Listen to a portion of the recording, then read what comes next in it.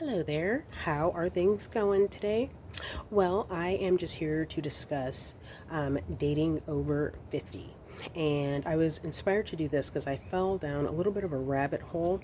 It's been a while, but they were talking about dating over 50. And I didn't stay in the rabbit hole long just because, you know, uh, they weren't saying that much that I thought was all that enlightening. But most of them were just saying, don't do it. And they gave their reasons, which I won't go into, but they were just saying, do not, well, not so much don't date over 50. They said don't marry past 50. And honestly, I agree with just about everything that they were saying. I do agree with it, everything that they were saying. It made sense. Now, this was all from a secular point of view, but nonetheless, I have no good arguments against what these people were saying. However, I am not on this channel. The focus is not the secular point of view, it is a Christian point of view. And so the Christian point of view is not to live with your boyfriend or, have a boyfriend for 10, 20 years. Christians are supposed to get married. I mean, either be single or be married. So that's pretty much the stance there. So if you're at a point in your life where you just really think, I do not want to be involved in a marriage, and I don't see how that would benefit me, and it's just not what I'm about. I don't really even think that people should date at that point at all, and I think that that's totally okay, and there is nothing wrong with that. Um, Especially when you're older, like 50 and up, I really do think that there are so many outlets for your energy and your talents and your passions. Um, so, yeah, just make your choices. Am I going to take interest in marriage or just, be single? Because regardless of your age, you know, fornication is still a sin. Um, and even if you have a significant other and you don't live together, in my opinion, you look kind of silly as a Christian having a boyfriend for 3, 4, 5, 6, 10, 15, 20 years.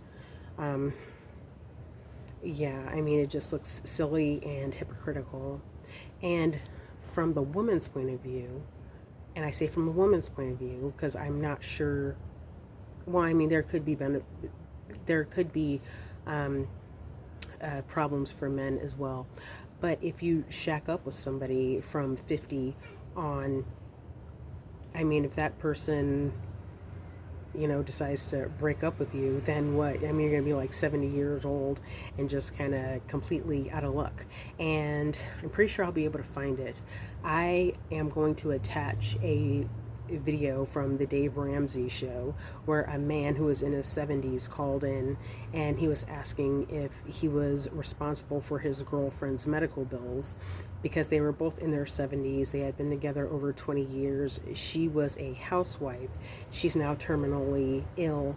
And now he's wondering, well, do I need to pay her bills? And honestly, the answer is no. um, she's not entitled to anything from him.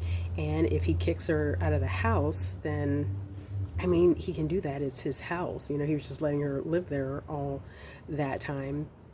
And she just kind of like took care of the house for him. And, she's just kind of out of luck. So, I mean, hopefully she can get on Medicaid or Medicare or something. I don't know. Hopefully she had a career, maybe a pension, something. I don't know. But the man is kind of giggling on the phone. He was not real concerned for this woman's health. It's just she was no longer useful to him. And so now he wants her out of the house. And he's probably just going to go find someone else. So I don't know. If you are in your 50s, at a minimum, think of it as a game that's broken up into quarters, like basketball or football. Let's say if you're halfway through the third quarter. You don't have a lot of time for mistakes. If you've played a sloppy, first half of the game, you need to get it together real quick. So yeah, I don't need to be making mistakes when you're young. You have time on your side. You have time to recover. There are more opportunities available to young people. When you're old, certain opportunities are diminished, and you just simply don't have time on your side to be making foolish mistakes and destroying your life. So, just think about that real carefully, and just realize that there is no age where fornication is okay and shacking up with your boyfriend is okay. We're still called to be followers of what the Bible says and God's standards. So that's pretty much all I had to say. So if you choose to date, I still feel like it needs to be done with intention. In fact, it needs to be done with more intention, because you're old and you don't have as much time left here on earth to be dealing with a bunch of foolishness and nonsense. And if you are not a person who wants to be involved with a commitment, leave it alone and do something completely different with life. Now, again, I'm not here trying to sun anyone or tell anyone what to do. I'm just kind of throwing my 2 cents into that conversation about dating after 50. Now, again, those videos that I watched were from a secular perspective. I am adding a Christian perspective.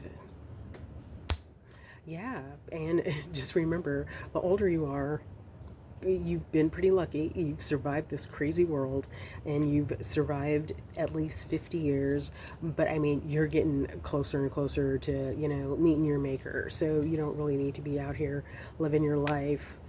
Me too. Again, I'm not preaching. None of us need to be out here living our lives like it's a spring break. Everybody needs to get it together and be obedient. So anyway, I think I'm going to go ahead and end this now. And again, I'm pretty sure I'll be able to find that video. Check out that clip from the Dave Ramsey show. I think that will put a lot into perspective, even if you're young. Bye. Have a good day.